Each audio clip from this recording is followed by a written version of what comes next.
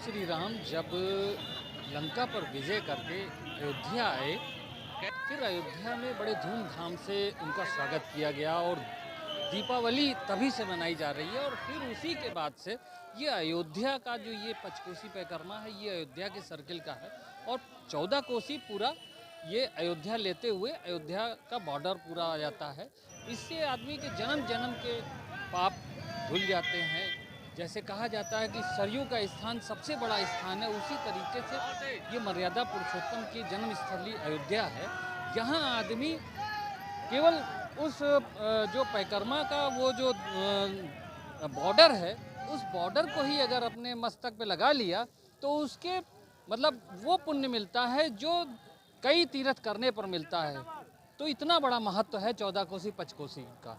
आप सही कह रहे हैं कि 14 कोसी पंचकोसी दोनों परिक्रमा करने का वही फल है कि आदमी कहता नहीं कि स्वर्ग की प्राप्ति होती है, मोक्ष की प्राप्ति होती है। आदमी का ये जो मानव जीवन है उससे मुक्ति मिलती है। जान पाप हुए हैं तो उसका जो है प्रतिफल हो जाता है। ये एकदम सही है कि उस समय तो इतने साधन नहीं, तो फिर भी रामचंद्र जी राजा थे, अयोध्या के राजा थे, उनके पास सारे संसाधन थे, लेकिन फिर भी अपने अयोध्या वासियों के लिए वो पैदल चल के गए।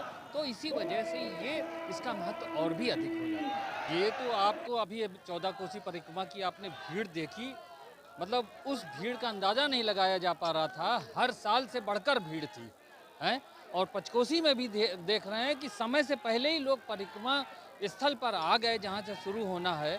और एक लोगों के अंदर बड़ी उत्साह है। और ये तो अयोध्या नगरी है, प्रभु श्री राम की नगरी है।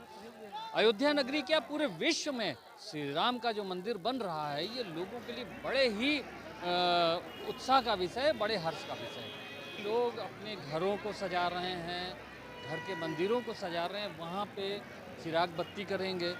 22 जनवरी भी एक तरीके से दूसरी दिवाली मनाई।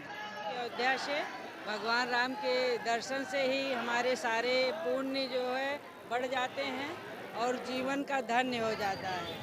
क्योंकि बाबा गोस्वामी ने लिखा कि प्रभु का जो दर्शन कर लेता है, एक बार राम कह लेता है, उसका समझ लीजिए मोक्ष हो जाता है। इसलिए राम राम हर क्षण करते रहो। एक बार राम ने लेने से 1000 जो है पुण्य प्राप्त होता है।